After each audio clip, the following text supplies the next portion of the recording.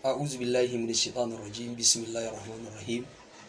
الحمد لله رب العالمين، والصلاة والسلام على أشرف الأنبياء وإمام المرسلين سيدنا ونبينا وحبيبنا وعظيمنا ومولانا محمد خير الخلق أجمعين وعلى آله وصحابته والتابعين ومن تبعهم بإحسان إلى يوم الدين. رب أوزعني أن أشكر نعمتك التي أنعمت علي وعلى والدي وأن أعمل صالحا ترضاه وأدخلني برحمتك في عبادك الصالحين.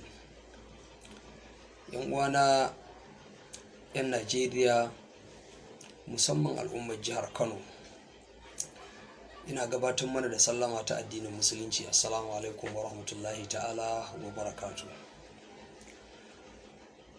Zan gabatar da wannan ɗan takaitaccen bidiyo ne saboda bayanin halin da al'ummarmu take ciki a yanzu na wato wannan cuta da ta'addabi al'ummar wannan ƙasa, musamman wannan jiha tamu ta Kano mai albarka, cutar da ake kira da suna coronavirus. Inna lillahi wa inna ilaihi raji'un. Ba shakka wannan cuta akwai ta, kamar yadda waƙi ya tabbatar. An samu labarin ta tun tana waɗansu ƙasashe, gashi yanzu har ta shigo ƙasar Najeriya, har ga ta yau a cikin jihar Kano. To wannan muna roƙon Allah subhanahu wa ta'ala, Allah ya ɗauke mana wannan cuta. Sannan bayan bullar wannan cuta, likitoci sun yi bayanin hanyar da za a daƙile wannan cuta ga barin ta ci gaba da yi wa al'umma barna kamar yadda ake gani. Shine wato saka takunkumi, rage cakuduwa da mutane, wanke hannaye a duk lokaci bayan lokaci, wanda cutar ta kama kuma ya rinka shan ruwa da yawa kafin ya samu ɗauki da makamancin irin waɗannan. Da kuma babban abin da aka yi magana a kansa shine killace kai. ‘Yan uwana ‘yan Najeriya, musamman ‘yan jihar Kano, wa'innan abubuwan da likitoci suka faɗa, wa'inda da su ne za a daƙile wannan cuta, to abubuwa ne waɗanda waɗansunsu suna da sauƙi, kowa ma zai iya yi, waɗansunsu ko suna da wahala. Musamman babban mai wahalan nan shine killace kai na mutane su zauna a gida ba tare da fita wajen neman sana'arsu da yin sauran mu'amalolinsu ba,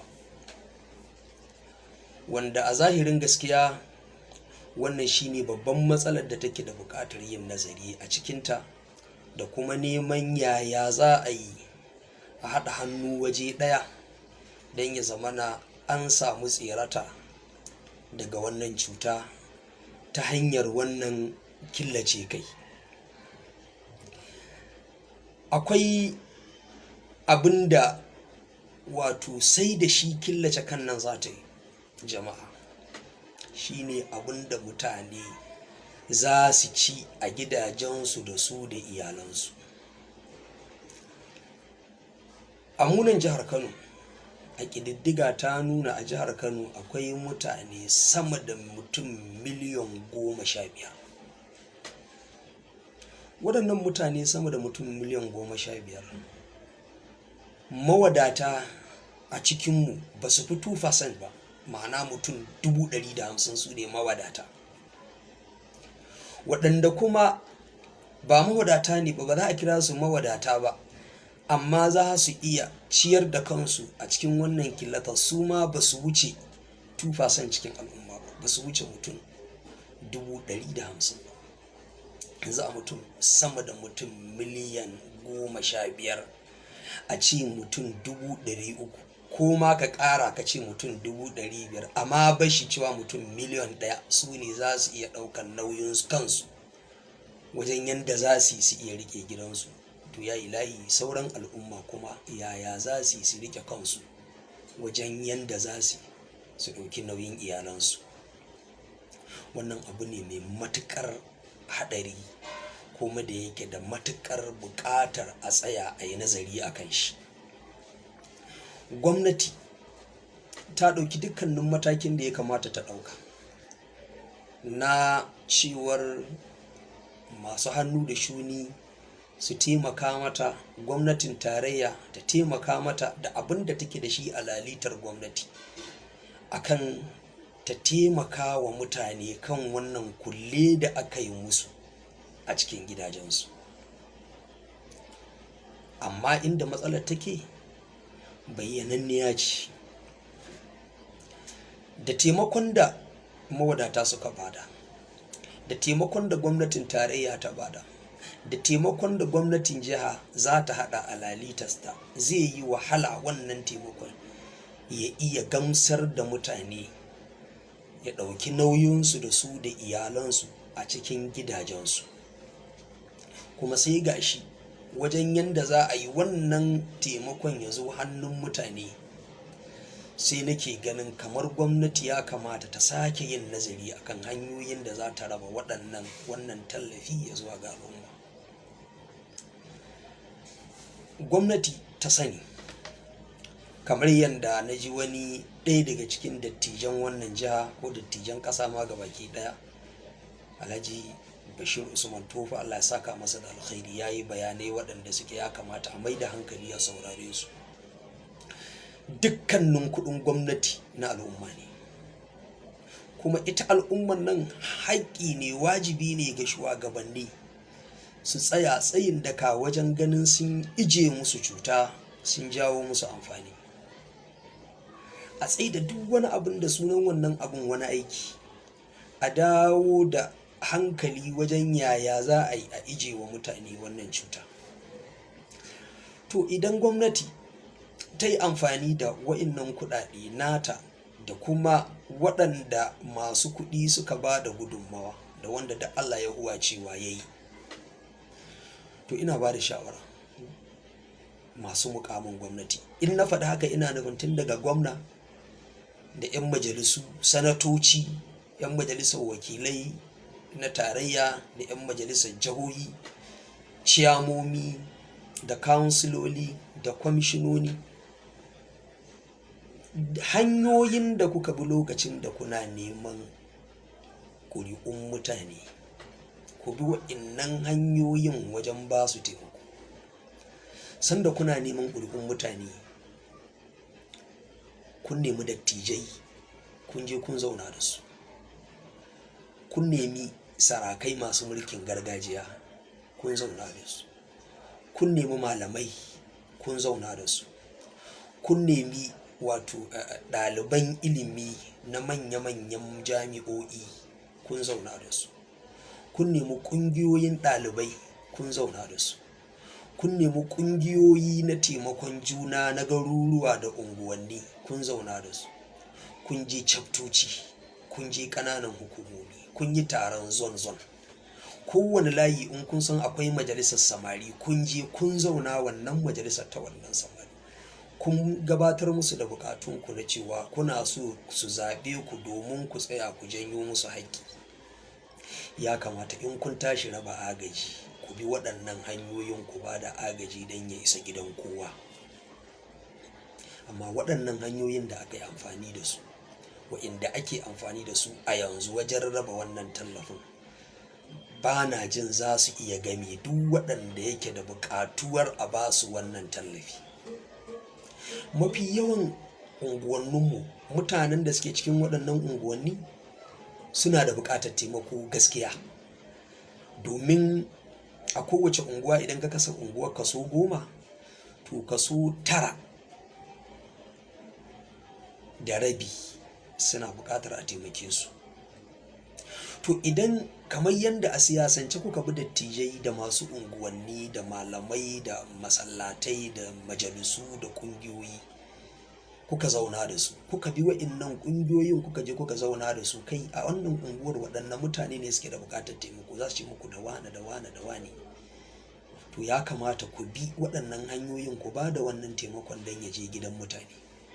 Amma yanzu wallahi taimakon da kuke badawa a cikin kaso 10 na kowace unguwa ba na jin kaso 1/10 yana samun wannan taimako, wani ma bai sani ba. Kuma da kuka tashi bada shi sai kuka bada shi a hannun 'yan siyasa, wa'inda su kuma bai kamata ya zama in kun tashi rabo irin wannan ya zama 'yan siyasa kadai za ku ba su raba ba. Don kamar yadda na faɗa a baya, da kuka tashi neman al'umma su zaɓe ku, ba 'yan siyasa kadai kuka nema ba, to ya kamata yanda za ku ba 'yan siyasa su raba, to ku ba wa waɗannan ɓangarori da ba 'yan siyasa ba su ma su raba, don wannan abin ya kai ga kowa, ya zama kowa ya same shi. Masu mulki ku ji tsoron Allah, ya zama na kullum fafutukarku wajen jagorancinku wajen yaya za ku yi ne ku amfanar da al'ummarku. Kar ya zama kullum fafutukarku ya za ku yi ku amfanar da kanku. Idan ɗan siyasa ya fito cikin gidan rediyo ya yi magana ya faɗa abin da ya ga dama, babban buƙatarsa abin da yake nema ya za a yi amfani kanshi. Idan ya je ofis ɗinku ya tattauna da ku, babban buƙatarsa ya za a yi amfani kansa. Ku duba halin da al'umma suke ciki, ku duba halin da al'umma suke ciki, ku tausaya musu, ku taimaka musu su samu abin da za su ci.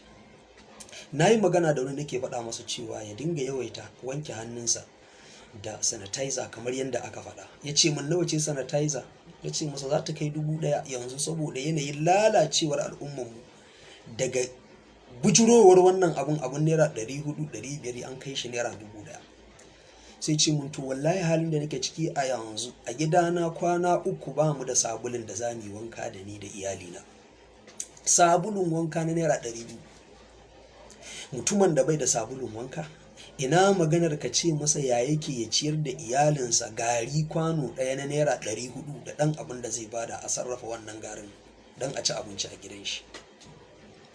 Al'umma suna cin wani irin hali, suna cin wani irin yanayi, amma ina tabbatar muku da duk wanda ya ji wannan saƙon ya isar da shi inda ya kamata ya isa, to in dai an ba hanyar da ya kamata a bi, to in Allah ya yarda za a sami gyara ko ya yake dangane da halin da ake ciki a yanzu. Masu kuɗi da attajirai, kiran da gwamnati ta yi muku na cewar ku tsaya ku ba da gudunmawa wajen ganin a taimaka wa al'umma, ta kirawo ku ya zuwa ga aikin Allah.